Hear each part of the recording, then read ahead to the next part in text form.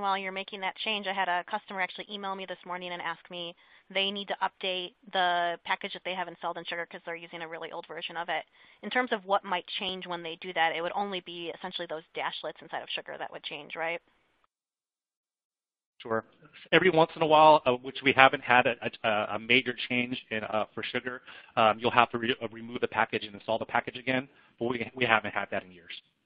We don't foresee that. Yeah, they last installed it in like two and a half years ago, so they just need to update so that they can get the latest Sugar release. There you go. Yeah, that's pretty simple. So those go to the admin portion and the very, very first portion where we downloaded the zip file and uploaded it. Right. Yep. Okay. So now that we're in Acton, again, this is an existing account that we have, and I don't want to delete these records. You won't have these particular lists, but you can bring them in from now with using the import button in Acton. So when we hit the import button, you're going to have access to all the different modules that we see inside Sugar. So contacts, leads, targets, accounts, and then we have the target list too as well. So I went ahead and we already brought in the leads and contacts, as well as the target list and your accounts. So target lists this can be populated by the reports. We have a test one that's populated by a report. So all the saved ones that you have in your account will pop up here and be populated. So if you have multiple ones, you can choose which specific target list you want to bring in. So with leads and contacts, the main thing we want to do is we want to go ahead and put these, we want to choose the fields that we're syncing.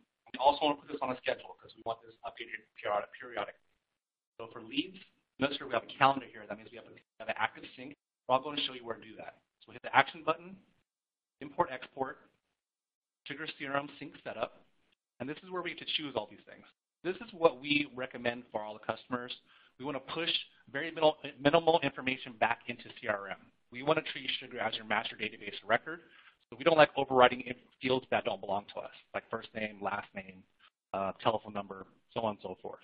The only field that really belongs to Acton is the Acton lead score.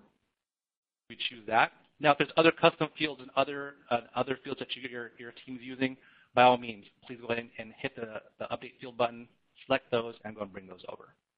If you don't see these, so if it's a newly created field, you'll have to go ahead and bring it into the sync.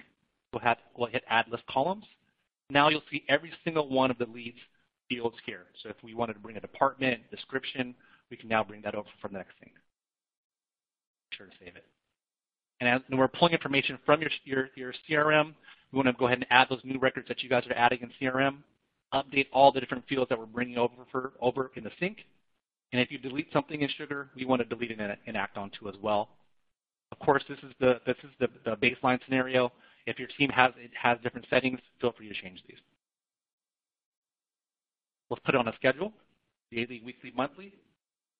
We can run this sync up to as fast as every 4 hours. So let's go and do a daily update starting at midnight. And then we can choose to run that now, but we'll go ahead and save here. We'll do this both for your leads and contacts.